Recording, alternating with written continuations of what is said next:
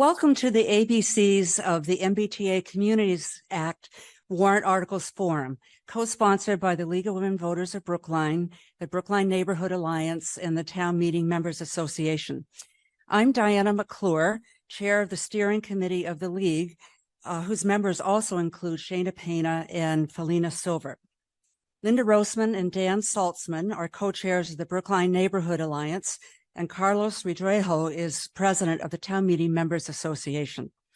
We're glad to see so many people here in the audience in person, as well as those who have joined us by Zoom, managed by BIG. BIG is broadcasting this now, live streaming, and recording the event for posting on the BIG website. So a big thank you to BIG. We really appreciate it. They're helping us out. Tonight's program and discussion is intended to provide information and an opportunity to ask questions on this very complex proposal that will put Brookline in compliance with the state MBTA-Communities Act and that affects existing Brookline zoning. Town Administrator Charles Carey will provide an overview of the state law. Dick Benka and Paul Warren are speaking because they can explain the complex state content and lengthy local review process that has been undertaken, resulting in these warrant articles. They'll speak a total of about 45 minutes, and the remaining time is for questions. We've already received many questions through the Town Meeting Members Association listserv. You may also write your questions on the index cards that you picked up outside. Linda Roseman and Dan Saltzman of the BNA will gather them throughout the program if you think of questions as people were talking, organize and merge questions as appropriate. Those joining remotely can submit their questions through the Zoom chat. I'll ask as many of these questions as possible from the podium. Now for short introductions of the League, the BNA, and the Town Meeting Members Association. The mission of the League of Women Voters is simply voter education and civic engagement to make democracy work. We are nonpartisan and always provide balanced information on topics of civic interest. So now I'd like to have Carlos say a few words, followed by Dan. Thank you. My name is Carlos Ridrejo. I'm the president of the Town Meeting Association's Town Meeting Members Association, and I'm delighted to be here tonight, co-sponsoring with our friends from the BNA and the Women's League, Women's Voters League, sorry, the League of Women's Voters, for this important subject, which is the MBTA-Communities Act, which will shape, no doubtly, our city, our town in the next few years. So with that, I'd like to introduce Dan Saltzman from the Brookline Neighborhood Association. Thanks, Carlos. Thanks, everybody, for being here tonight. I'm Dan Saltzman. Along with Linda Roseman, I'm a co-chair of the Brookline Neighborhood Alliance. The BNA is an umbrella organization for Brookline's various neighborhood associations. We're a glue of sorts, holding these organizations together. We facilitate communication among the neighborhood associations, we facilitate communication with the town, and we hold events like this. We're nonpartisan. We partner with the League of Women Voters of Brookline, the TMMA, and others to help inform residents on a variety of important issues.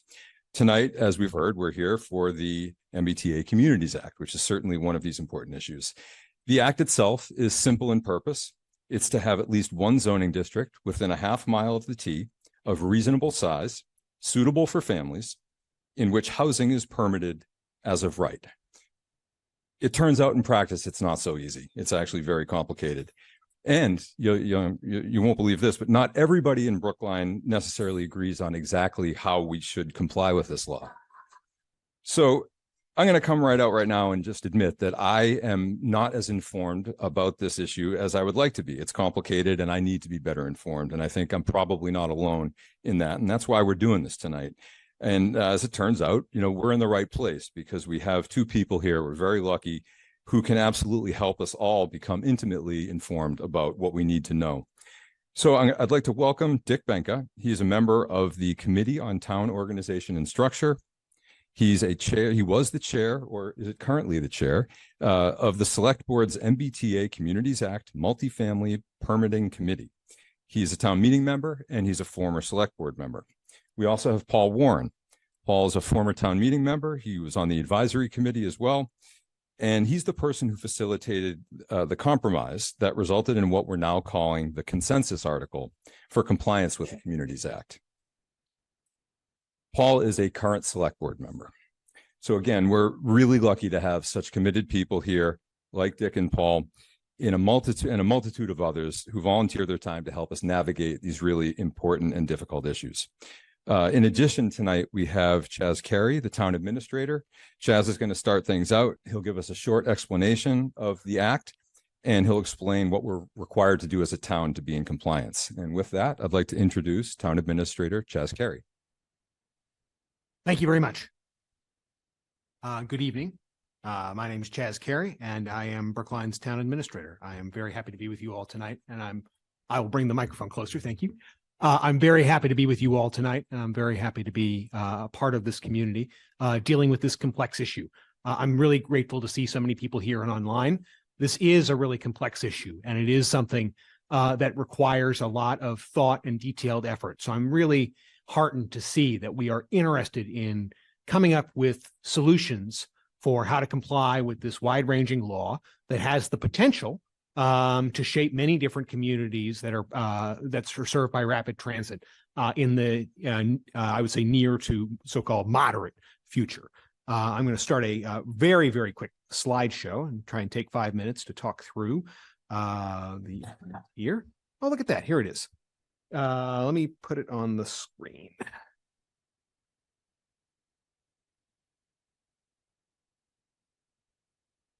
One moment.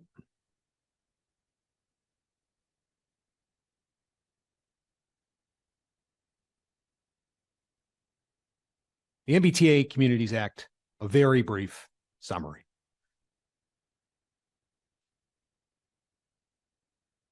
The MBTA-Communities Act, as we talked about, or MBTA-CA is sometimes how it's abbreviated, requires communities served by rapid transit, the MBTA, to create at least one zoning district of, quote, reasonable size near public transit that allows building multifamily housing suitable for families as of right.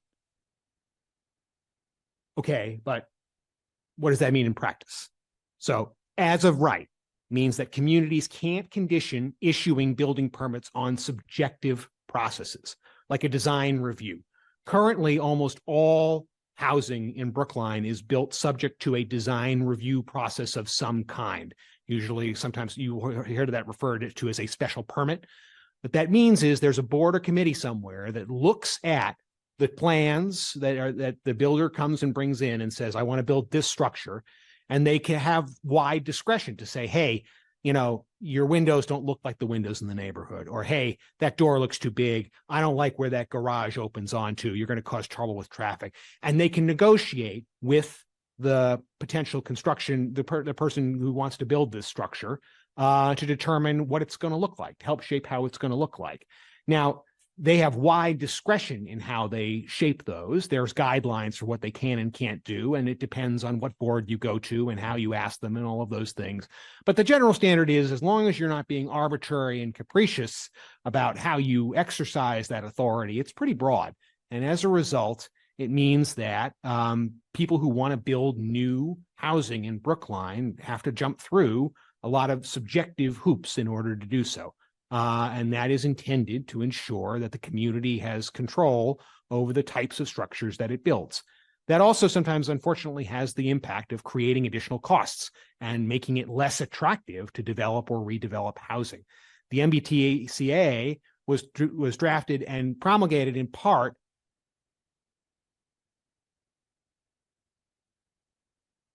you must allow as of right development. You can't condition it on going to those committees, having that kind of back and forth.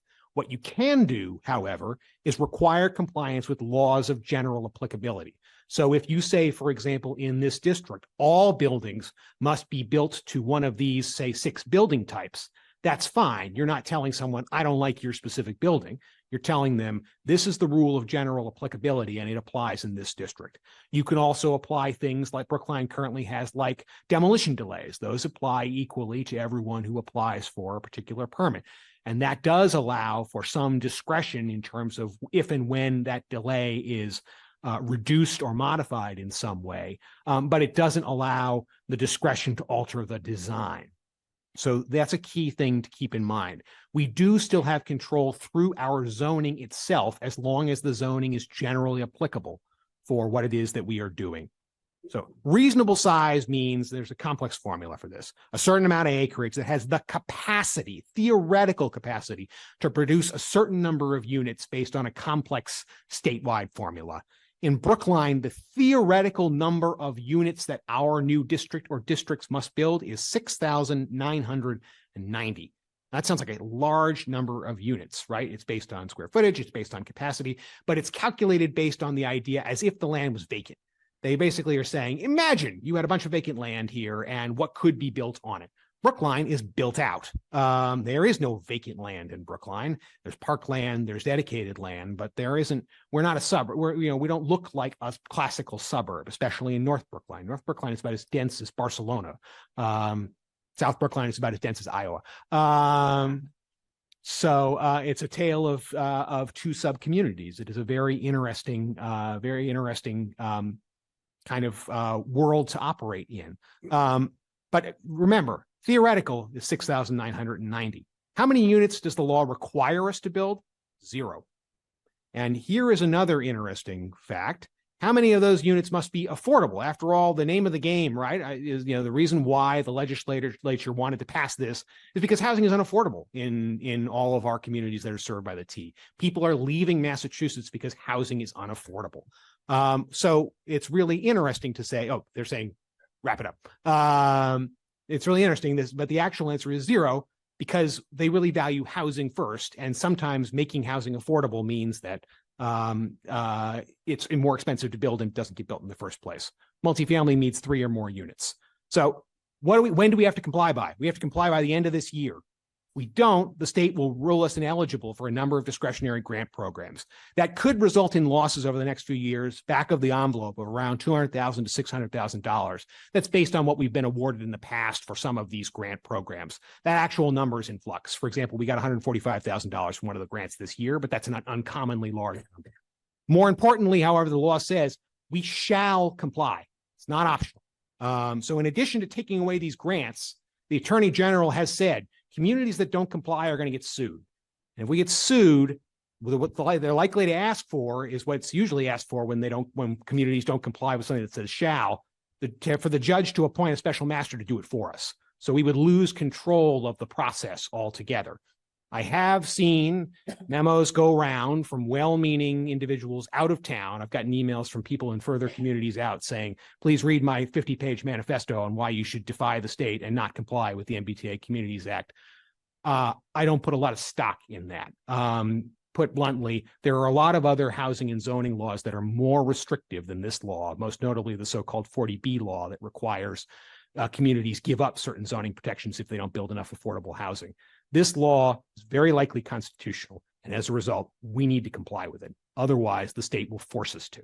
So that's where we are. That's a brief summary of the law. I've already taken too much time. On to the main event, which is the proposals for compliance from these two individuals. Thank you.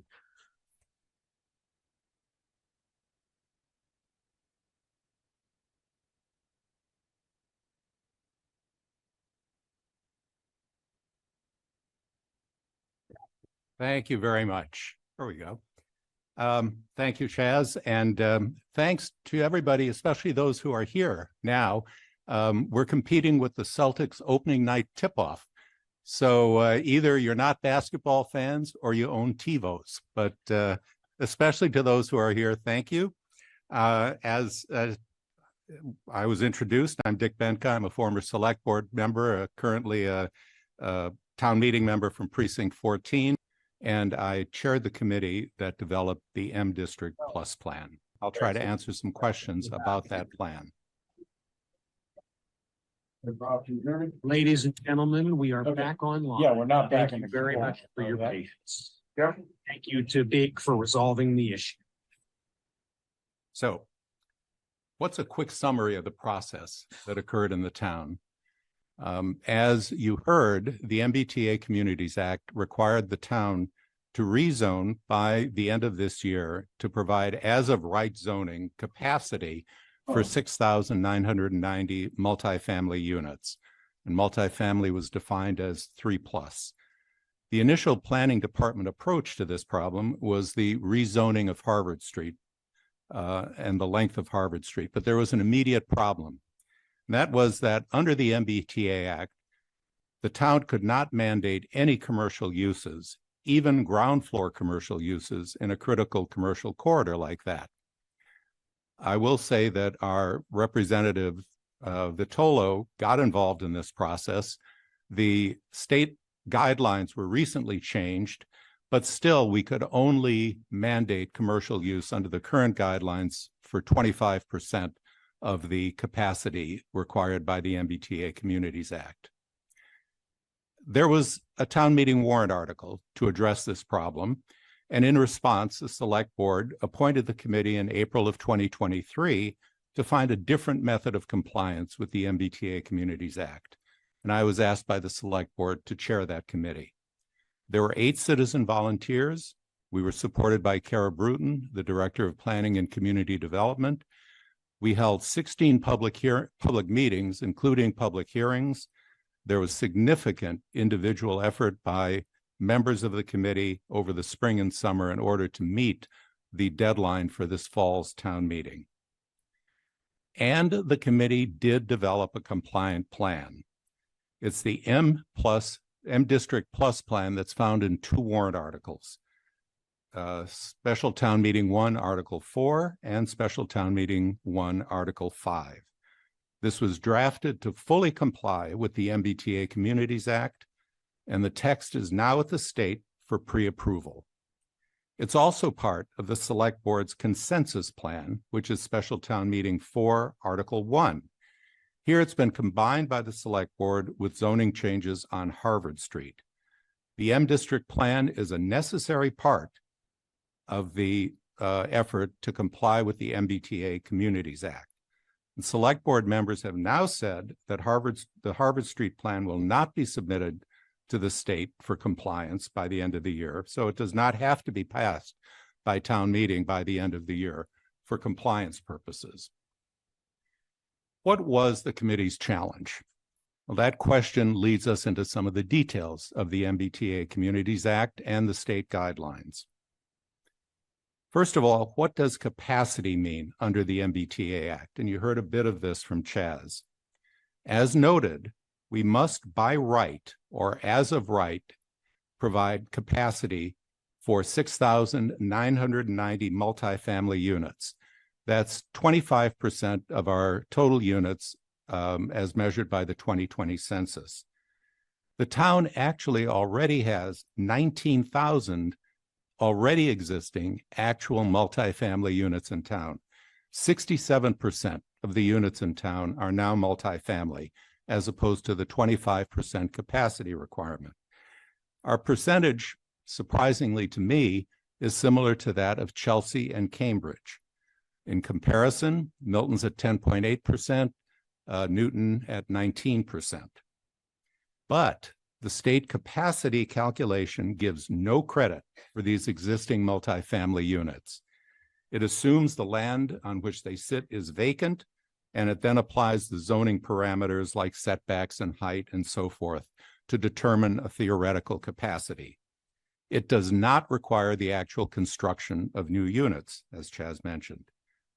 There are other requirements of the MBTA Act. We meet those easily. For example, our density in this area is 50 units per acre, as opposed to a requirement of 15 units per acre. Second question, what does as of right mean under the MBTA Act? As of right or by right zoning means that our zoning cannot include discretionary design review with the Zoning Board of Appeals special permits or variances. Thus, it eliminates some of the discretionary review provisions that we have in town now for historic structures, for the Coolidge Corner area, for buildings of 4 or more units, and buildings on the major corridors. But we can apply objective design standards that don't involve discretion or subjectivity. Those explicitly can include architectural design. We can also apply our zoning dimensional requirements: lot size, setbacks, height, open space, floor area ratio, or FAR. That's something you'll hear about. That's simply the building floor area divided by the lot, the size of the square footage of the lot. So it's a measured an FAR of 1 on a 10,000 square foot lot. You can have a 10,000 square foot building. If you have an FAR of 2.5 on a 10,000 square foot lot, you could have a 25,000 square foot building.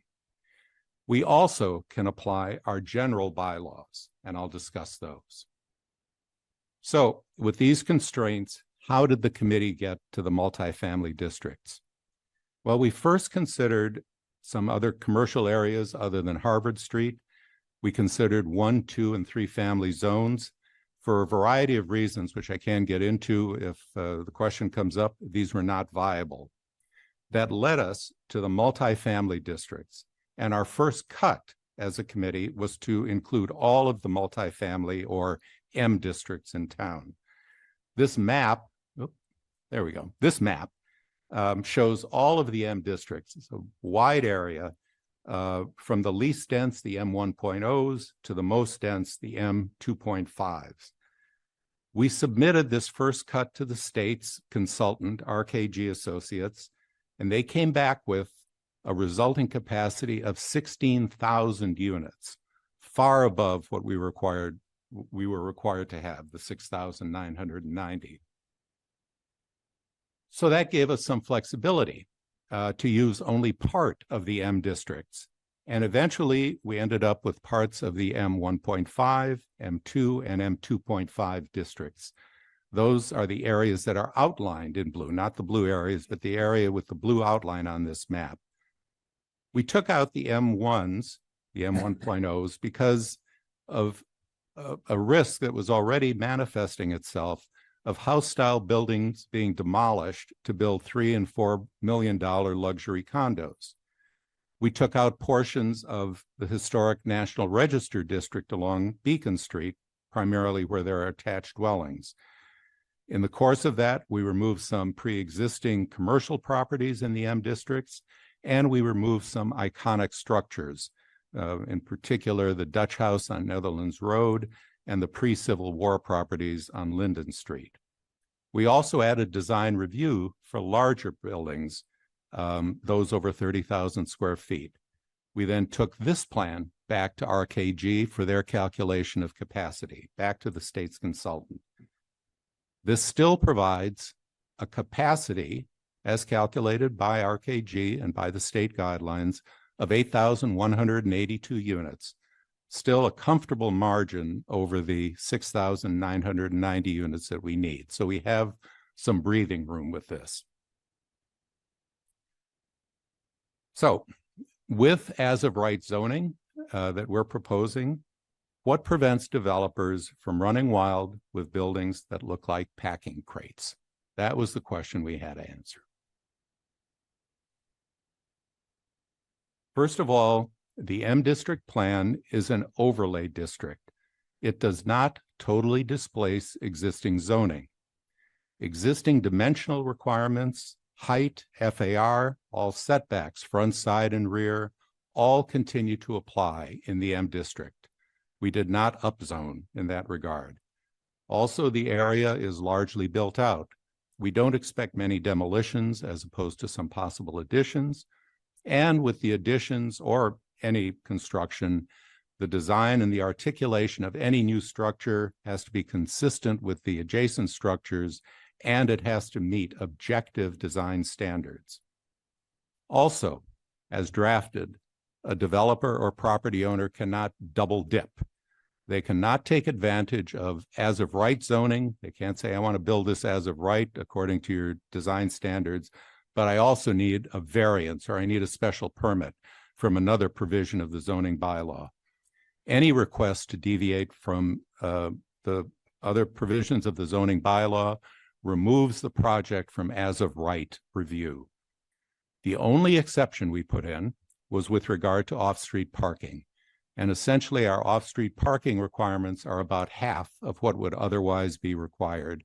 And in recognition of the fact that we're including the Brookline Housing Authority, we have a low threshold, a particularly low threshold for affordable housing units. And we also allow further reductions by special permit. So we did treat off-site parking with more generosity than some of the other zoning provisions. We also apply general bylaw provisions. Those are not displaced. Preservation Commission demolition delay, stretch energy codes, stormwater management, and our tree preservation bylaws all continue to apply. We did not want to allow packing crates with flat panels and cookie cutter windows. And here are two buildings in Boston, close to Brookline.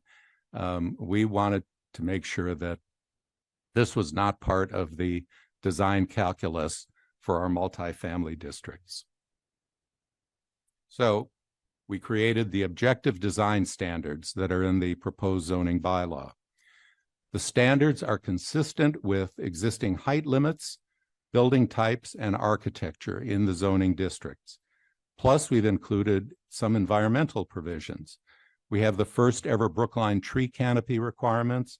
We have maximum building lot coverage and floor plates to preserve open space. In the following, I'm going to focus on the 3- and 4-story apartment style buildings, which are the predominant building style in these larger, higher density M or multifamily districts. We allow flat or mansard roofs on these 3- or 4-story apartment buildings, but we require cornices to set those off, and those cornices have to have a minimum dimension.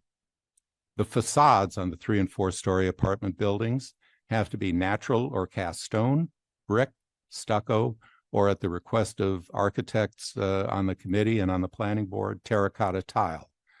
There's no permission for flat packing crate panels. Fiber cement panels are not allowed under the M District Plus zoning. We address articulation of height and width with requirements for horizontal stone or cast stone courses on brick buildings, and bays, setbacks, porches to break the horizontal width of a building. We addressed windows. We cannot have cookie cutter windows punched into flat walls without detailing. We require sills and lintels of natural or cast stone or bricks set into a different pattern than bricks on the facade. Require predominantly vertical window proportions. We have minimums and maximums for window coverage those percentages were set so that there would be flexibility in terms of the energy code, but there are no all glass commercial style buildings and also no large blank walls like you see on this building, which is in fact a Brookline building. No mirrored, reflective, or tinted glass is allowed. Siding. Buildings cannot turn their backs to the public way. Entrances have to face the public way or a courtyard that in turn faces the public way, and the front facade must be largely habitable space. And as I said, we have these requirements for tree canopies. The one question that came up with this is, are these objective design standards too traditional? Do they lock things down too much? And I will say the committee did indeed seek to ensure that any new construction would be compatible with existing architecture in the multifamily districts. We were concerned about what could happen with the wrong architect and the wrong developer who just didn't care what they were putting up. At the same time, the standards do respond to climate and environmental and energy concerns that have been raised by architects and others. We changed the allowable window style to, we started out by allowing just sash windows. We changed that to allow a broader, any type of window that would be energy efficient, allowed a broad range of window square footage to facilitate energy code compliance. As I said, we reduced the parking requirements. We added the maximum lot coverage and maximum floor plate to enhance open space. We had the first time in town tree canopy requirements. We recognize that there might be cases where a developer or property owner might find these standards still too constraining. If a project finds these standards unworkable, a property owner can opt for the current zoning and go through the process with discretionary design review. We also reached a compromise with regard to the standards. The standards in the zoning bylaw can be modified in the future to include contemporary as opposed to traditional design standards, but this would require both planning board and select board approval after a public process. Our bottom line intent was to encourage architectural design and materials consistent with the existing multifamily neighborhoods. There's an older brick building on the left, a 21st century building on the right. Both have brick facades. One has a flat roof, one has a mansard roof. Those the top of the facade is set off with cornices. There's articulation with bays, setbacks, and porches, stone sills and lintels to provide detailing, and horizontal stone courses, again, to provide some detailing. So wrapping up, a couple of more points. What is the plus of the M District Plus plan? The M District Plus adds two more specific zoning changes. First, with regard to the Brookline Housing Authority property on Walnut and High Streets, that's the one near the Route 9 fire station, just south of Brookline Village. There are currently 100 deteriorated and or inaccessible units. And we took a tour of this. I was personally shocked to see that access to some of these units, including senior units, is through outdoor staircases during the winter time. This would be rezoned to permit 175 to 225 entirely new or entirely renovated units. The final number would depend on the allocation between senior housing and family units. That would be determined by the BHA after a public process.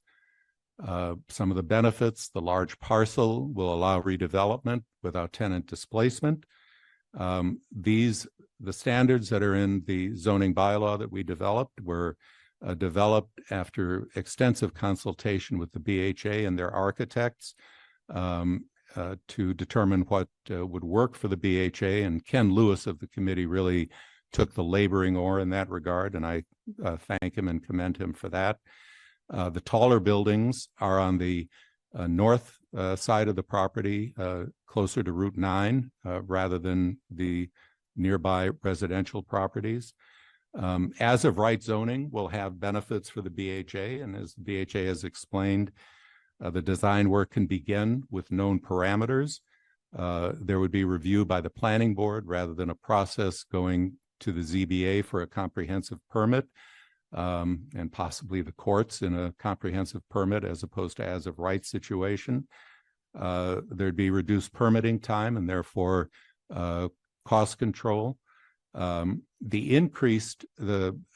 as of right zoning with an increased FAR would enhance the land value that the BHA could provide as its contribution as the local component in the calculation for financing.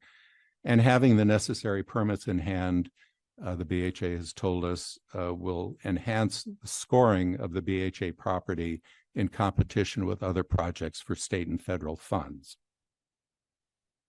We also have a small amendment to the Emerald Island Special District. This is the area between River Road and Brookline Avenue, bookended by Brookline Ice and Coal on one end and the Hilton Garden Inn on the other. We would permit larger multifamily units there in addition to micro units, age-restricted housing, and live-work units. The zoning, special district zoning for that area has been in place now for over 6 years with no residential development. I think we misread the market. We thought there would be a great demand for micro units given the proximity of the Longwood medical area. That has really not materialized. The property owner of a couple of properties in that area feels that this will help to encourage development and unlock the site to 80 to 115 units. So anything else? Final thoughts. The M District plan was structured to meet MDA compliance requirements by itself, and we believe it does that.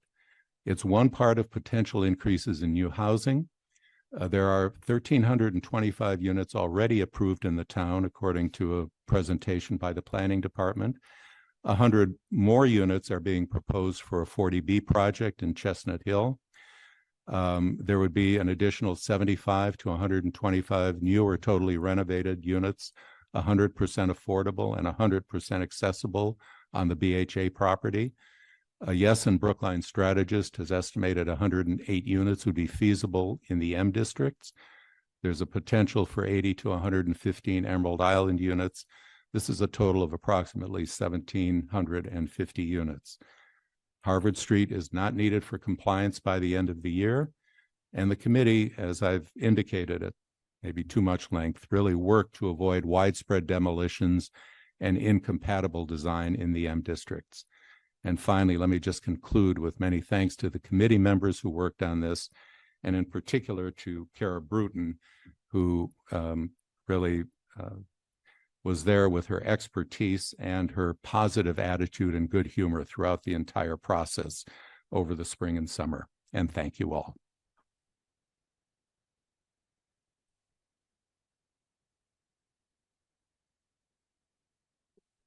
Yeah.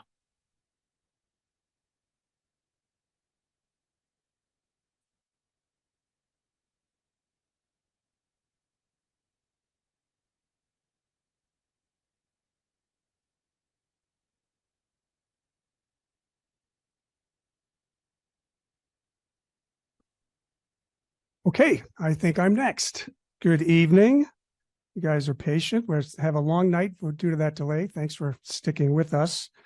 My name is Paul Warren. I am the newest member of the Brookline Select Board, and it is my pleasure to be able to serve the community in that capacity. I'd like to thank the sponsors of this event, the League and Brookline Neighborhood Alliance and the Town Meeting Members Association, and also BIG. We cannot extend the reach of participation in Brookline for those that can't always make it to in-person meetings. And I'm very grateful for BIG's enabling that level of participation by our community. I would be remiss in not thanking a few people for making all of this work happen that, Dick and I will be able to present this evening. Senior Planner Maria Morelli, who is probably one of I've been so impressed by her and her stick-to-itiveness. She's been working on this project for a long time. And I'm amazed at her perseverance on this. It is remarkable. I also want to thank the Director of Planning and Community Development, Kara Bruton, as well as Assistant Town Council, Jonathan Simpson. We often don't thank our town councils, and Jonathan was instrumental. And of course, I do want to thank our Town Administrator, Chaz Carey. He has been a remarkable partner to me and to the board as we've gone through this process of coming up with the consensus plan. So I just want to say thank you to them. It's important that there's two quick things I'd like to make clear tonight. The Select Board has put 2 articles on the warrant. The first is the consensus plan, which is what I'm going to speak to. That is Article 1 of Special Town Meeting 4. And that is our preferred plan to be compliant with the MBTA Communities Act. Recognizing that that proposal that article requires a 2/3 vote at town meeting. That is a very high bar to achieve. And knowing that the board, as Chaz had mentioned, we really need to be compliant. This is not, we don't have an option of not being compliant at the end of town meeting.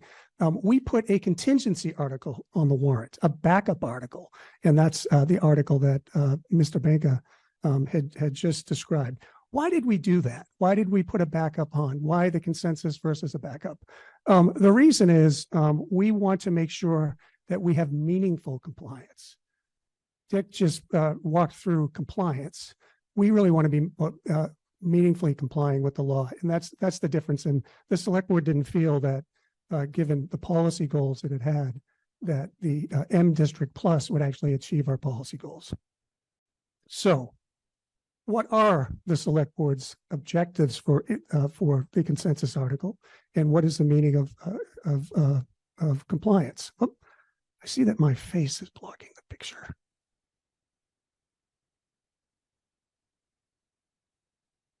There we go. So the consensus article does 4 specific things. It does a lot, but I'm going to kind of simplify it to 4. The first is that it does, in fact, bring us in compliant with the MBTA-Communities Act. That's first and foremost what we need to do. The second thing that the policy objective of meaningful compliance is to protect and expand our commercial tax base. Why is that important? Because our residential taxes have been basically carrying the burden of our annual tax increases and overrides. And we need to bend the curve on residential taxes, slow the growth on residential taxes. The only way to do that is to increase our commercial tax base in the town. The third is to increase the amount of affordable and market rate housing. We have significant issues with affordability. Dick had mentioned about the number of teardowns that are going on within the community.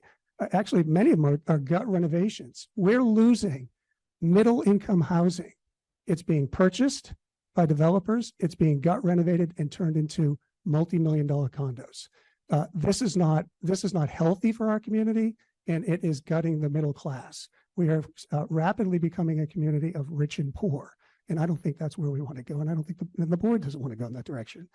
And the last component of meaningful compliance is I will speak through a number of innovations that are going to take place that we've incorporated into the consensus article that will really help inform our comprehensive planning process. Maybe you heard, let's make a plan. Well, the plan is going to start early next year. And many of the things that we're doing on Harvard Street and all the work to develop the consensus plan will help inform the work of the comprehensive plan. So I've been asked so many times, Paul, could you provide some maps? Well, here's the map. The Harvard Street proposal, the plan, plus the M District equals the consensus plan. It has both components. It has the M District Plus, which Mr. Benka had described to you in detail. And it also includes a refined Harvard Street plan. And that is our consensus plan. If you look at this map, all of the areas that are shaded yellow, that's the M District proposal. That would be where as of right development would be allowed for multifamily housing. And then that cross-hatched area, I hope you all recognize that, that is in fact Harvard Street. It runs from on the south side from Brookline Village, and it winds its way up through Coolidge Corner, and it ends up in JFK Crossing. That is the area that we're talking about with respect to Harvard Street. But it is critically important to remember that the consensus article is both pieces, and we can't do, it's a package. You can't do one without the other. We can't modify Harvard Street without the M District, because the M District is what makes us compliant. Which is that slide here. The reason why the select board included the M District in its consensus article is because it does provide compliance. And I actually want to thank Dick. I meant to do this earlier. In Dick's committee, I spent my summer talking to Dick and others about this stuff. This is the way I spent my summer.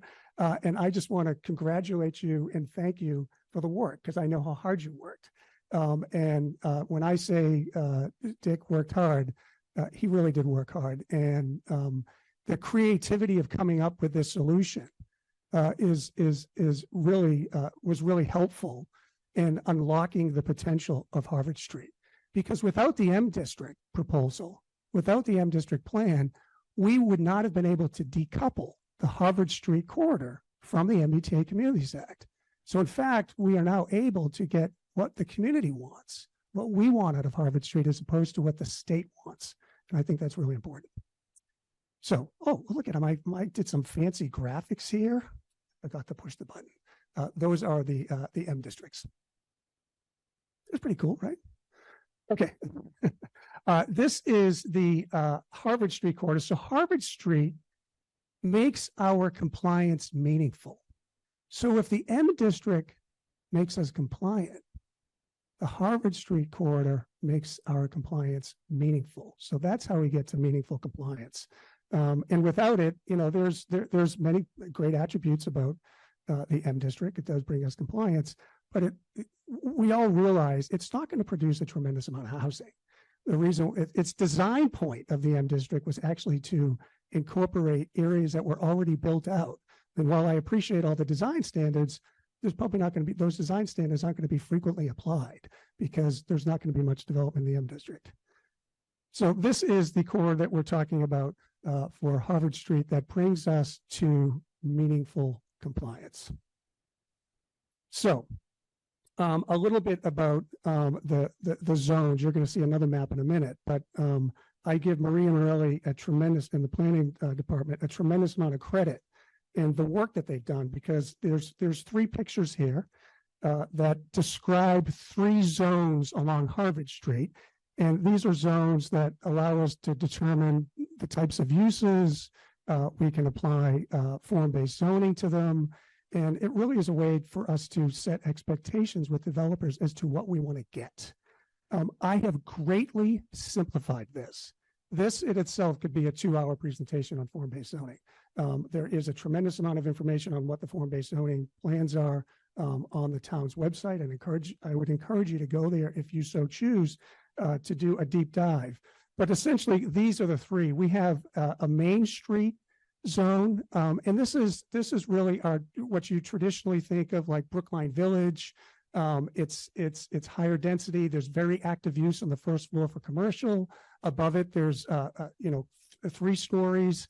Some of it's residential, some of it is commercial, but you expect this to be a high trafficked, robust, vibrant area within the Harvard Street corridor.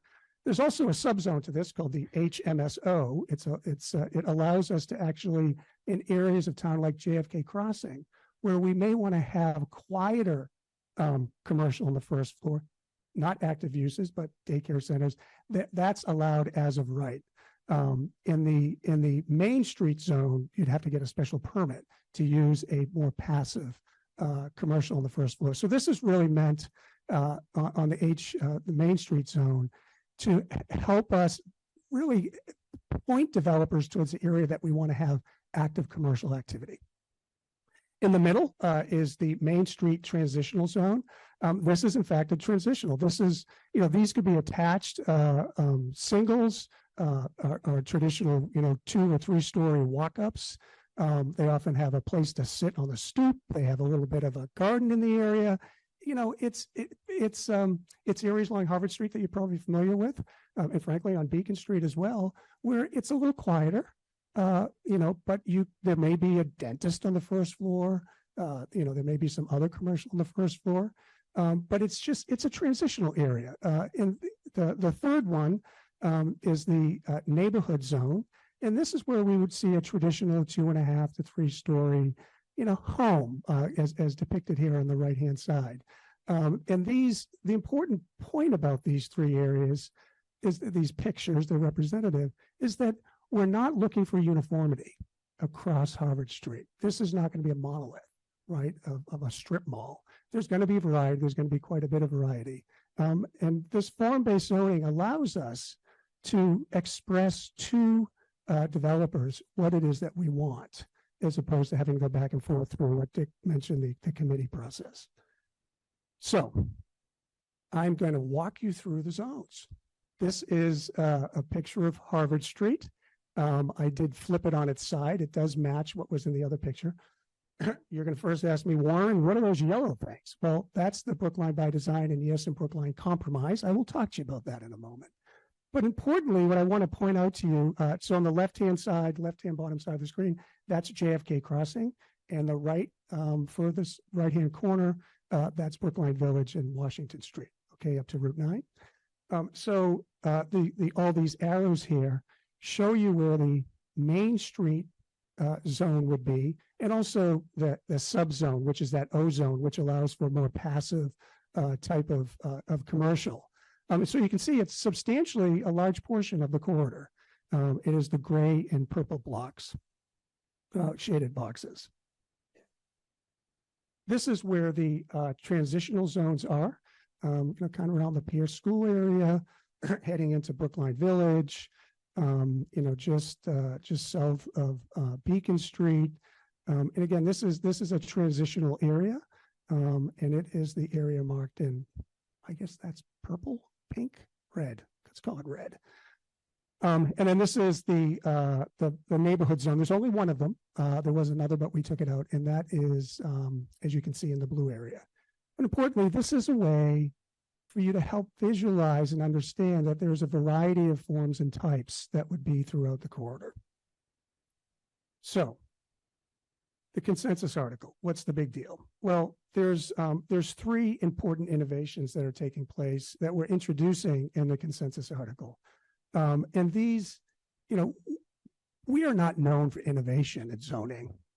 We haven't done much.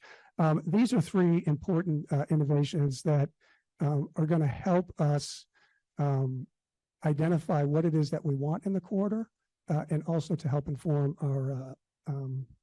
our comprehensive plan. So the first is, as I mentioned, form-based zoning. This is really a big deal. We haven't done this before. Form-based zoning, I'll go into a little bit more detail, but it's an important step for us. Other communities have done it with great success. I remember when Linda Pelkey came to the advisory committee probably 2 years ago, maybe more, and gave a presentation to the advisory committee saying, this is the direction we need to go in with this form-based zoning. So it's brilliant, has a lot of support. The second innovation is a ground floor commercial incentive. And I'd like to talk to you about that. And then the third is requiring on-site affordable housing, which is a game changer, I think, in how we think about creating affordable housing and middle-income housing in Brookline. So form-based zoning, what is it? This is a super high level. I'm not going to do it to Maria Morelli's standards, so I hope you'll forgive me. Form-based zoning describes what we want instead of what we don't want. Today, the way that developments happens is they come to a committee, and they know what the developer knows what they want, but we really don't know what we want, and it's really dependent upon who's sitting around the table at the time. It is a very difficult process, and I think, as Chaz mentioned, it's a very expensive process. It adds quite a bit of cost. Form-based zoning does provide the images and examples for developers to follow. So I showed you some pictures as examples earlier. There are more pictures and designs in the form-based zone. You can see on the left, this is actually an example of what the form-based zoning code would look like. It's not just words, it actually shows pictures and diagrams. And this is important because it helps express to the development community and to residents to understand what it is that we want and what it is that we're expecting to get. As I mentioned, form-based zoning does eliminate the existing complex and very arbitrary evaluation process for development. If you ever want to be really entertained, go to a planning board meeting or and watch the process of going through, or ZBA going through the complex process of trying to get something done. And then the last thing is form-based zoning does give us the ability to get predictable outcomes. There's no guesswork here. We know what we're going to get in some form because we define what those forms are. The ground floor commercial incentive. This is our second innovation. And this is important. The ground floor commercial incentive works like this. Today, for inclusionary zoning, which is our law that says that, in policy that says developers have to develop a certain percentage of affordable housing when they build larger units, larger projects. The developers have the ability to write a check to the Housing Trust Fund to move the area median incomes, which are typically 50% for inclusionary zoning, up to higher AMI levels. And the difference in value, there's a complex calculation. I think it's complex, it's probably not. That is used for the developer and the Housing Advisory Board to determine how much money the developer has to pay into the housing trust to increase those AMI levels. Well, the Economic Development Advisory Board and the HAB came up with something really interesting. I think it's amazingly innovative. And what they're doing is they're continuing to allow these higher AMIs. But importantly, if the developer proves that they put the money into the build out of the first floor commercial for the first commercial tenant, they will credit the money back to the developer. This is really important because it does lower the startup costs for the first commercial tenant. So what does the ground floor commercial incentive ultimately do for us? One, it creates workforce and middle income housing. Workforce housing is defined in the area of 60, 70% AMI up to 120% of AMI. When you're talking in those AMI levels, you're talking about teachers and firefighters and police officers and town employees, of which a lot of these folks don't work, they don't live in town. They don't work where they live. And it's unfortunate. So it does move us into this middle income area. And these would be deed restricted, by the way. And as I mentioned, it allows the developer to put the money into the first floor commercial unit to build it out beyond the studs. And the idea here is to be able to help those mom and pops, those non-national chains, to be able to have lower startup costs to enter into or stay within our commercial district. So that's the ground floor commercial incentive. It is really a major innovation, and I credit EDAB and the HAB for coming up with it. And then the last piece is on-site affordable housing. The big change here is something to do with something called the cash payment or the cash buyout. It's really not well known within town that a developer can, whenever you do a development, if it's more than 4 units or more, you need to build up to 15% of those units have to be affordable, which is 50% of area median income. If the building is going to be 10 units or less, so between 4 and 10 units, the developer can actually write a check to the Housing Trust Fund to not have to build the affordable units. So it's a cash payment, and that money has been used to develop some good projects and do some renovations. It's important. But what it has resulted in is a number of projects in Brookline that are exclusive luxury. There's no affordable units in the building. And in fact, it's almost an incentive to build that 11th unit, because once you go to that 11th unit, you're required to build it and you can't do the cash payment as a buyout. So what's the big thing about the on-site affordable housing? By decoupling Harvard Street from the MBTA-Communities Act by using the M district, we are able to apply our 15% inclusionary zoning to Harvard Street. So that means every building that's built, that's redeveloped, you have to have 15% affordable, deed restricted affordable housing. And importantly, we've eliminated the buyout option on Harvard Street. This isn't town-wide, but it is on Harvard Street. And we did that specifically because we need more affordable housing. We need more deed restricted affordable housing. And we shouldn't be, going through this long process of changing zoning on Harvard Street and to develop 100% luxury buildings. That would be a shame. So that's the policy that we put within the consensus plan. So those are the 3 innovations. So what is this thing that we're all hearing about, the BBD, Brookline by Design, and yes, and Brookline Compromise? Some of you have heard of it. First, let me describe these 2 organizations. Brookline by Design is an organization that was created a couple of years ago. I actually had an important hand in its development, although I'm no longer involved in it. And it was started to advocate for planning, for long-term planning, like the comprehensive planning.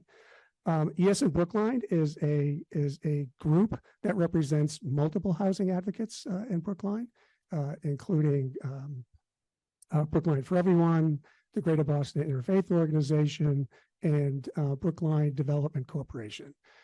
So these two organizations came together. I was actually very fortunate to bring them together, and I was pleased I was able to do it. But two organizations that typically would not sit across from each other. These folks have not really had conversations. And I can tell you, I was amazed at the outcome. These two organizations came to the table with their representatives. They came with open minds. They came with their ideas, and it was a lot of hard work, I will tell you. But I'm very proud of the outcome of what they did. And frankly, as a community, you should be too. And the reason why is this. I don't know if you've noticed over the past few years, 5 years, we've become very isolated and divisive. There's not a lot of collaboration going on. There's not a lot of cooperation, and there's not a lot of compromise. And to have the two major proponents for land use and development and planning in Brookline to come together and have a meeting of the minds, you should feel really good about that.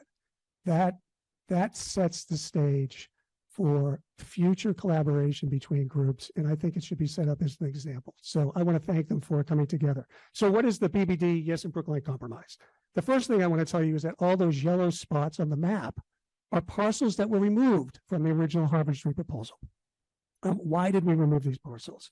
Well, the first was to reduce incursions into neighborhoods. What does that mean? When the original Harvard Street plan was developed, we needed acreage. Well, part of that acreage came by going up the side streets and including some housing and buildings that we really didn't need because they weren't on Harvard Street. So that was one design point of the agreement, was to remove those. The second was to really try to limit the downside impact on commercial properties. So everybody's been talking about commercial and what happens if you redevelop commercial. There's a number of well-functioning, highly successful 2- and 3-story commercial properties along the Harvard Street corridor. We took many of those out. That's a good thing. Protects our tax base. There's a few properties that we removed that were considered architecturally significant. These are typically buildings that, similar to what Dick had shown, they're beautiful brick, they get facades, but importantly, they're already built out. They're 3 or 4 stories, so they're unlikely to be redeveloped. But they do contain some of our older, moderately priced housing. So we really don't want to get rid of them. So we took those out. One of the other design points was to remove some large parcels. I don't think I have a picture of those, but we took out, for example, the car wash next to Stop and Shop and the gas station. And we took out the parking lot for the gas station, for the Stop and Shop. And why did we do that? Because those parcels have great potential for a different type of application, and it needs some collaboration with the owners and the developers to figure out what those are.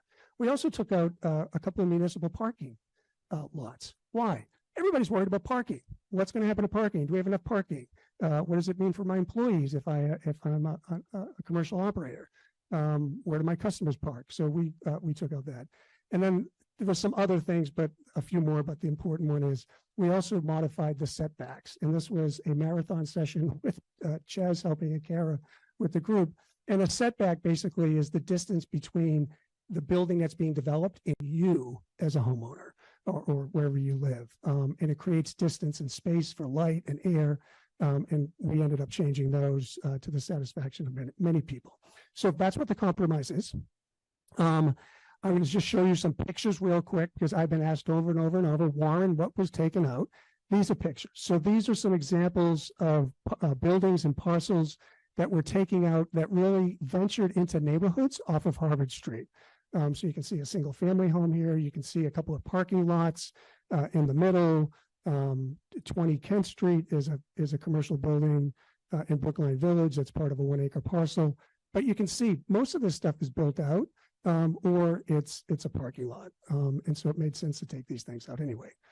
We wanted to limit the impact on commercial square footage, as I mentioned. These are the 5 parcels that were taken out to preserve multi-level buildings that have commercial. So you can see 62 to 64 Harvard Street. On the right is the Brugger's Bagel at 251 Harvard Street. Right next to Brugger's is that building at the corner of Sewell Ave and Harvard Street, and then 315 Harvard Street. So these are commercial properties that are generating good tax revenue, and we want to be careful with them. These are the three. There was a long list, by the way, of this. You can imagine, and we whittled it down to three. You know, one of the things about architecturally significant buildings, Brookline Village is almost entirely architecturally significant, but they're 4 stories, right? They're commercial on the first floor. They're typically 3 stories above. It would be insane to actually tear those down and think you're going to make a profit. So buildings that are built out to that extent, it's unlikely that they're going to be redeveloped, and we do have other protections for them. These are the 3 that were removed as part of the agreement. 217 to 221 Harvard Street is a big U-shaped residential building with a lot of existing, reasonably priced housing in there. 172 to 174 Harvard Street, and then 56, 58, 54. So this just to give you an example of these things, and some of them may be familiar to you. So that's those are some of the things that were removed. I got a lot of questions. Paul, was there enough time spent on this? Don't we need to study it more? Don't we need to refer it? Shouldn't we just wait and get it right? Guys, there's been more time spent on this than you can imagine. Staff engaged extensively with the community. Maria Morelli, frankly, did yeoman's work. Multiple presentations, hundreds of design participants, hundreds of people that participated in workshops. She walked people down Harvard Street. She held office hours. The staff held office hours. For just Harvard Street alone, 5,400 postcards were mailed to operators, owners, and residents along Harvard Street and abutters. And 23,000 postcards were mailed for the M District to inform them. So there has been a lot of community engagement. This thing does not need to be studied more or asked. We pull more people. It's been done.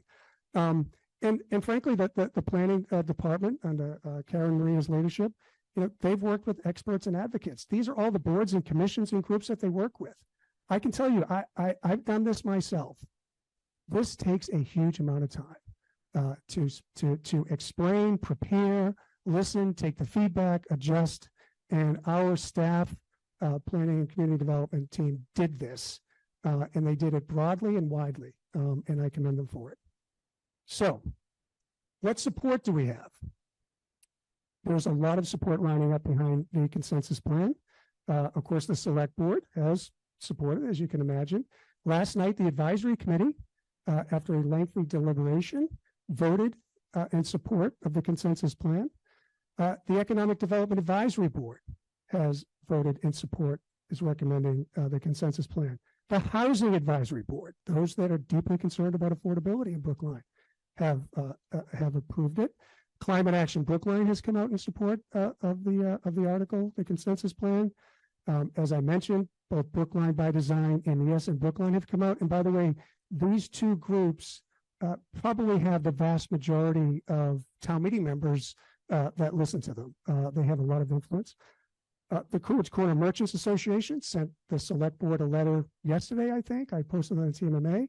And then the Preservation Commission came out today in support. And I know I think the planning board's meeting tonight. That's, I think, where Kara is. And so there's a lot of support. I expect more support to come. This really is the right thing to do. It's the right time to do it, and it's the right plan. So with that, I think we all need to support meaningful compliance. I hope you will too. So thank you very much.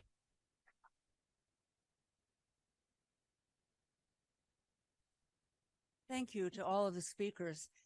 We do have a lot of questions. We collected some before this event tonight. There are 96 questions. We've tried to merge some of them. I really think some of them have been answered by the speakers. So I'm going to try to combine a few or address what I think you might not have totally answered. First, let's reiterate exactly what the town meeting members are going to be voting for. Are there just two options? You did explain, Dick Benka explained at one point what the penalties would be if what he spoke about weren't passed. But if you could just reiterate that a little bit You okay so if I that take that? everybody's clear exactly on. So it's anticipated that unless a change happens, there will be two articles that town meeting members will be asked to vote on. The select board's preferred article, which is the consensus plan, that is Article 1 of Special Town Meeting 4. Now, this will be confusing because they both have the same numbers, just reversed. So Article 1 of Special Town Meeting 4 is the consensus plan. It's anticipated, although the moderator gets to decide this ultimately, but town meeting could actually vote to change the order. It's anticipated that that article would be voted first. That requires a 2/3 vote in order to pass. If that article doesn't pass, the next vote would be the M District Plus article, which is Article 4 of Special Town Meeting 1. You see the problem?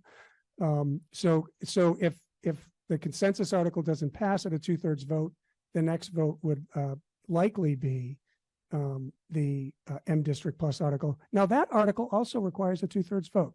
So we need to pick one. And town meeting members will have to make a decision on how we're going to comply. We're either going to comply or we're going to have meaningful compliance. And you did explain on one of the slides what the penalties are if you're not in compliance, right, Dick? Right. Chaz had described that. Yeah, I will say that among all of the members of the committee, there was, and I think everybody who's sitting up here and people on the select board, there was never a thought of not complying Right. with the act. There certainly were some issues raised, and one of the issues that I alluded to is the fact that the capacity is defined in a way that doesn't give us credit for what we actually have. It increases the capacity, the more units and the more density you have. So, as opposed to some of the other suburbs, we're being required to have a higher capacity as we do our calculations. Boston is not even included in the M District. The MBTA committee. And the MBTA. And they're not included in the M District.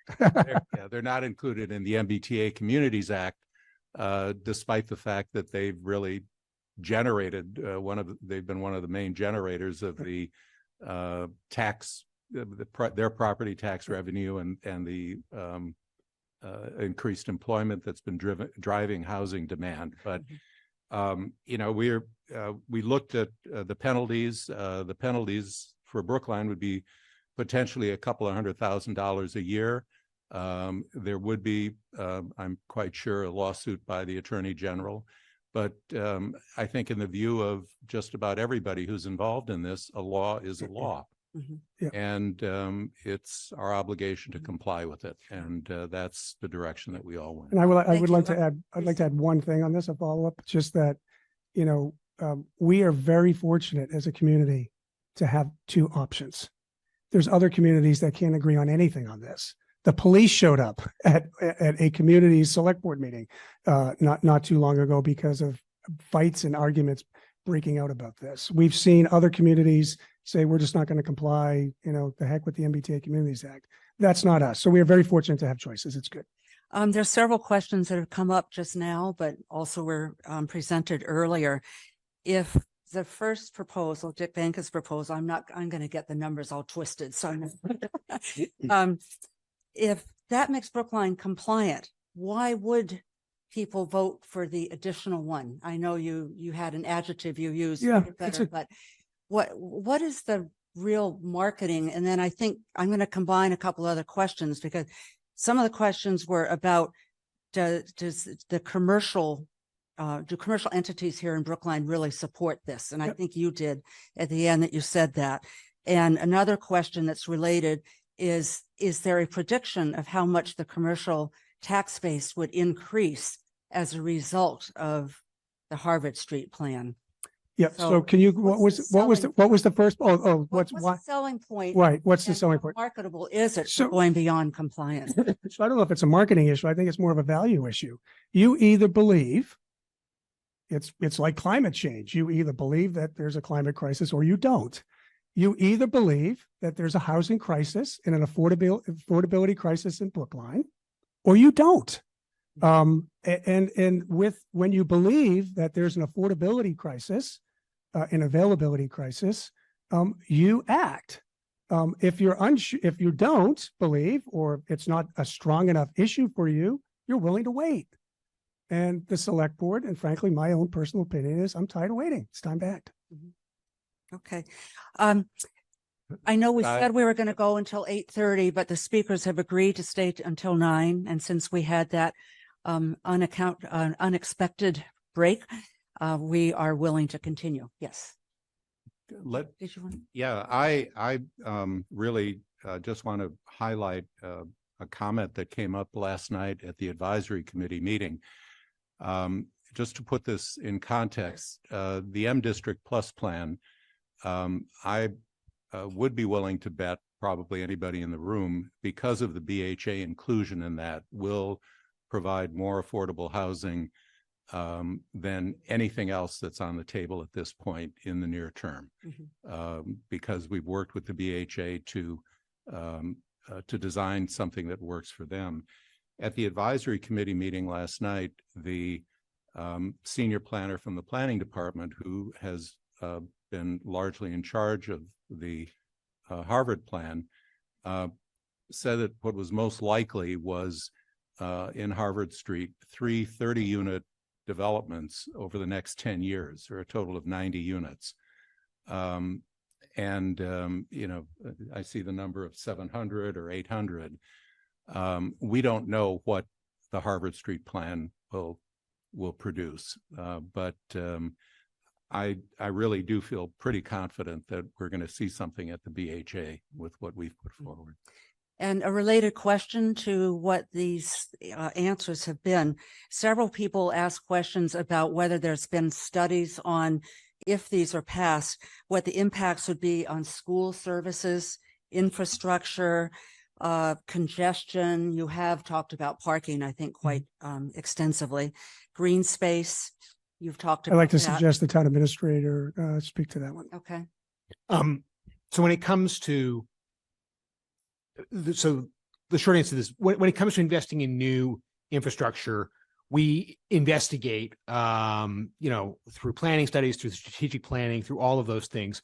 But what we don't want to do is put the cart before the horse, right? Zoning alone typically does not generate the kind of concrete change that would lead to us to then go down that path of saying what additional services are needed. What we need to do is understand where the development is coming from. I think it's really important to understand that regardless of what passes, a new, more permissive zoning structure doesn't mean that housing units will spring Athena-like up as soon as it, you know, out of the forehead of the planners as soon as it happens. You know, for one thing, Brookline is still subject to a fairly extensive demolition delay process. So even if someone puts in for a permit as of right on day one for a development that could potentially have significant economic impact in the community, Brookline is well positioned to develop the necessary studies to mitigate potential impacts to the community. And because Harvard Street is a built environment, and because the current BHA and Emerald Isle areas are built environments, we know that the growth there is likely to be incremental. We already have processes in place that we are working on about town-wide infrastructure. We already have studies that are in progress about commercial parking in Coolidge Corner, for example, which is very different than residential parking. I sometimes hear people say, we got to let that study complete before we do anything. It's not, it's not really necessary, but I understand the confusion. We have these processes that are in place for things like stormwater infrastructure. You know, we see more and more of these downpours. It's incredibly dangerous. We just had the most wet summer on record since 1872. Our Department of Public Works is doing incredible work to make sure that we are town-wide prepared for that. And so when someone comes in under any of these plans and says, hey, I'm going to build a 30-unit structure, I'm going to build something, say, on the sides of the proposed Waldo-Durgan structure, we have the time and the resources necessary to mitigate on that. So I'm not concerned. If you look at the school department, they don't even, their expert consultant for capacity, you know, and they work nationwide. They kind of scoffed at us when we said, well, don't you take zoning into account? They said, no, because we don't actually know what's going to be built. You tell us when you have someone submitting for a building permit, and we'll tell you how that impacts school enrollment. But there was actually a study done in 2017 that says in Massachusetts, whereas zoning and building permits used to be a pretty good indicator of school enrollment, because families are getting smaller, they're not as good an indicator anymore. What is an indicator of public school enrollment is the economy. As the economy goes down and people are less able to put their children in private school, public school enrollment goes up. That's the major indicator on school capacity these days. Interesting. I will say that the advisory committee did push for some analysis of what the impact would be, and a working group is starting tomorrow to look at that for Harvard Street. I was concerned about the BHA parcel, which I think is the one that's likely to happen in the near term, and looked at school enrollments when we started the process. And recently the October 1st data for this year has come out. And Pierce has an average class size of 19. Lincoln has an average class size of 18. Those are both comfortably below the school department's targets. So that certainly gives me some comfort about what the impact of BHA would be. And in addition, it's my understanding that the town is already working with the BHA on stormwater management. Yep. So, you know, that process and the impacts of that portion of the M District plan are being looked at pretty carefully. I'd like to get on to a couple of other things, but to sort of complete what we're talking here about is, somebody just handed me this card. How will the commercial tax base increase under the consensus plan? Is there any prediction on? Well, as Chaz said, it's very difficult to know what people are going to do. One thing that we did to protect our commercial tax base, not specific operators, mind you, but the tax base, the commercial spaces, ground floor is required across the entire corridor with a few exceptions. So that's the first piece that was put in place. The consensus plan, under the leadership of Brookline by Design, and yes, in Brookline, also took out major parcels that have multiple floors of commercial, so that's protected. So the question is, what happens when something gets redeveloped? Would it be, it's going to require ground floor commercial, of course, but what happens above it? You could have 2 levels of commercial with 2 residential above. You could have 100% commercial. So we're protecting the base of commercial. We're requiring it across the corridor. So frankly, it can only go up, right? Because we're basically doing infill development, which means that if there's a property that is 1 level or 2 levels, we protected a lot of those, you can only go up, right? There's no more land. Okay. Thank you. Can I move on? Yes. Other questions. One person asked, how will these warrant articles further the town's goals of achieving greater diversity and access to housing across a range of incomes? I think you've answered the latter, but what about diversity?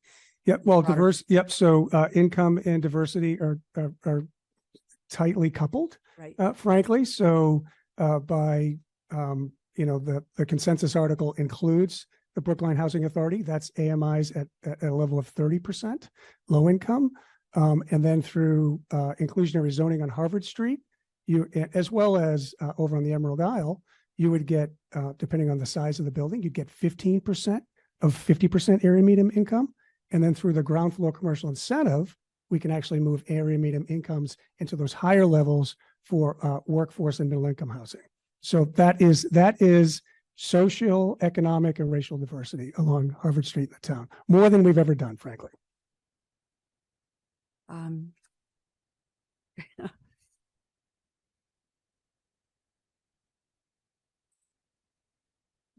to read it? Okay. How much housing, if any, and what type of housing is likely to come from the Emerald Island rezoning? I know you gave some numbers, but what do you think is actually going to happen? The estimates from the planning department are 80 to 115 units. The project, any development for residential uses has not proceeded there for 6 years with micro units, live work units, and age restricted units. I would expect that because one of the property owners has told us that the change that we're proposing is likely to make development will make development more likely, that you will probably see more family-sized units there, perhaps units larger than micro units, maybe a mix of units, but we don't have a prediction of where we're going to end up. The range is 80 to 115, depending on unit size. Okay, thank you. Somebody just asked, how are we protecting mom and pop stores that are already here? You know, that's a great question. This has come up a number of times. So the first thing that we are doing is requiring that should a mom and pop that is in a 1-story commercial building and they don't own it, they only lease it. The first thing we're doing is to make sure that space won't go away. So, you know, if it does get redeveloped, there's a potential for that space to still be there for them. That's really important. We've added the commercial incentive, which if it is a mom and pop and they need some help in, you know, building out the space, that money is being reinvested into the first floor commercial. And we've had we're beginning to have discussions as a potential item for in the future for the select board as to what types of programs can we put in place to help mom and pops. That would be something we need to develop. And I think just to build on that, one of the big things the planning department did in trying to game out the Harvard Street portion of this was they said, look, they went out and they asked landlords and they asked developers. They went and they looked at, for example, 1- and 2-story landlords in the Coolidge Corner area. And they interviewed and they said, hey, I'm going to give you a proposed zoning. Under these circumstances, would you be likely to redevelop this building that you own that is currently home to a local business? And they looked at it. And in almost every case, they said, no. What you're telling me is, if my parcel was underutilized currently, if I didn't have a tenant, if I wasn't getting the rent that I thought I was supposed to be getting, then yeah, I would probably redevelop it. But rents in Coolidge Corner right now are high. And the businesses that are thriving there that can sustain those whose tenancies can be sustained, landlords know they have a good thing going there because they also see that because other parcels, particularly residential parcels, potentially residential parcels are underutilized, lower foot traffic means that there are commercial vacancies along the corridor. So when they have a good tenant in place that's paying the high rent in the neighborhood, they say, why would I sacrifice a good thing for speculation? The aim of the planning department was really to spur growth in areas where there wasn't a lot of development already, and not to encourage people who own successful businesses now to think about, gee, if I kick this person out, could I make even more money? Landlords are profit seeking, but they're rational profit seekers. They're not going to go out there on a limb in this kind of environment, or really almost any kind of economic environment, and say, I'm going to roll the dice. I know I have a popular tenant here who pays $90 a square foot in a triple lock lease, meaning they pay my taxes for me. I'm going to take a risk and see what I can get on the market. Most landlords look at that and say, no, thank you. But the people who own, for example, there's already a service station in JFK Crossing that's being redeveloped into housing. If you are a person who owns a space like that, or, one of those lots up there that is, maybe has like a 2 or 3 family structure on it that, might be considered, that could be more effectively utilized. Those are the kind of lots where this zoning was designed to target for redevelopment, and not ones that are already succeeding in making that corridor how vibrant it is today. So Thank you. the short answer is we don't know what's going to happen. Right. To Right. mom and pop stores or Right. existing local Yeah. businesses. Another question that came Try. in, we were talking about North Brookline. It's already densely developed, and with a consensus plan requiring first floor commercial development, where will employees and customers park? We already have major parking traffic and rodent problems. How will you address these?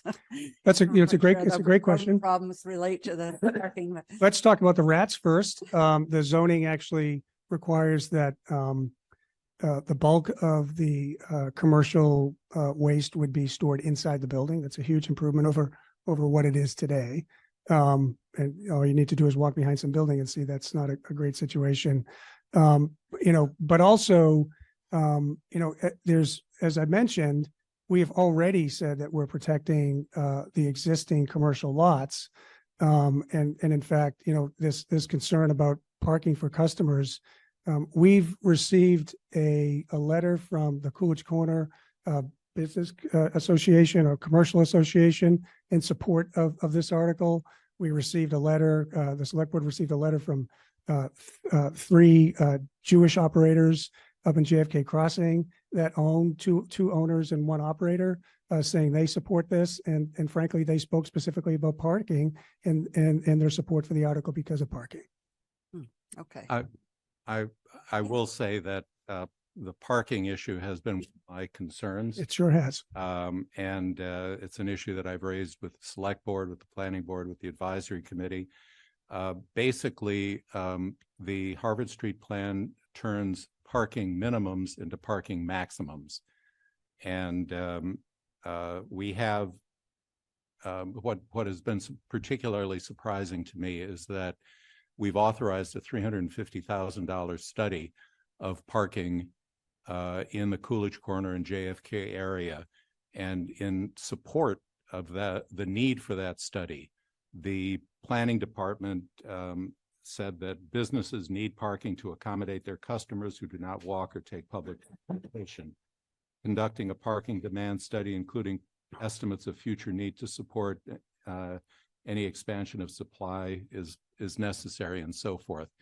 And yet we are going ahead with this change with regard to parking without waiting for the results of that study. Can you tell me the difference between commercial and residential parking? There's a big difference. Right. And one of the issues here, there is, the select board decided on a residential parking requirement Parking minimum. of 0.5 Right. spaces per unit. With regard to commercial parking, the form-based zoning essentially eliminates commercial parking on-site requirements, including for office buildings, medical office buildings, virtually any commercial use. And I find that surprising in a situation where we have this study that's already been commissioned and voted by the select board. I will say one just in closing, I've been in town meeting for 5 years now, and the number of times that we've studied ourselves to death and we never get anything done.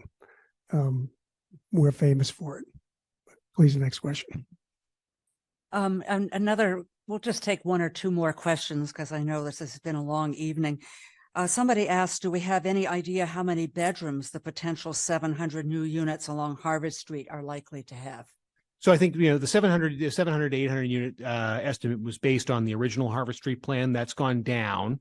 Right now, it's lower than that. The back of the envelope yesterday, the advisory committee said as low as 90. We're trying to get a final number on that, and we'll get back to you. We generally think it's what the market will tolerate, right? So generally, when you look at what the market builds, you can imagine that around 10% of the units built in multifamily housing will be 3 bedrooms or more. So that's usually a good rule of thumb. You will see a lot of different styles of unit because Brookline is a vibrant place. People want to live here. It's attractive to retirees. It's attractive to young families. It's attractive to many different types of people. So there are a lot of different entryways there. The gold standard for this this law is suitable for families, right? So we are going to see housing suitable for families, particularly young families who are looking to move into potentially their first residence that they own. So that's the kind of aim here. But can we predict with any certainty what the number of units are? No, we can just make estimates. Mhm. Okay, thank you very much. We've had a long evening, so I appreciate the audience that stayed and everybody who's been watching from home. And there will be a recording on Big, so you'll have a chance to listen to all of this again.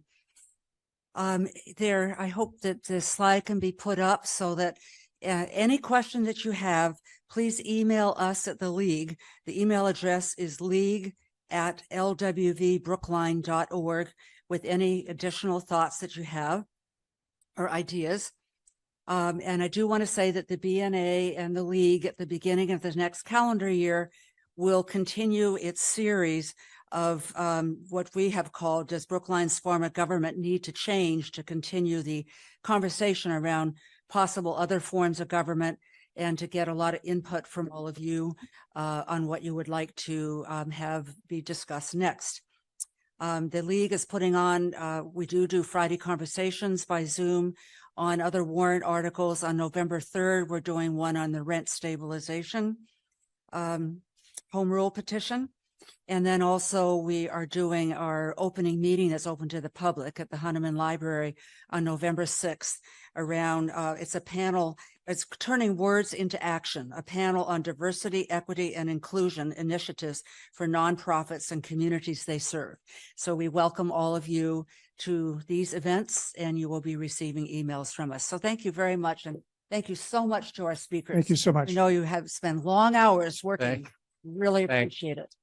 Thank you. Thank you Yes. to the League, to the BNA, to the TMMA. Thank you, Diana. And Linda Roseman, who is on the side, has been in touch with us doing a lot of organizing. So I just wanted to give her a shout out as well. Right. Thank you. Thank you very much. Thanks all.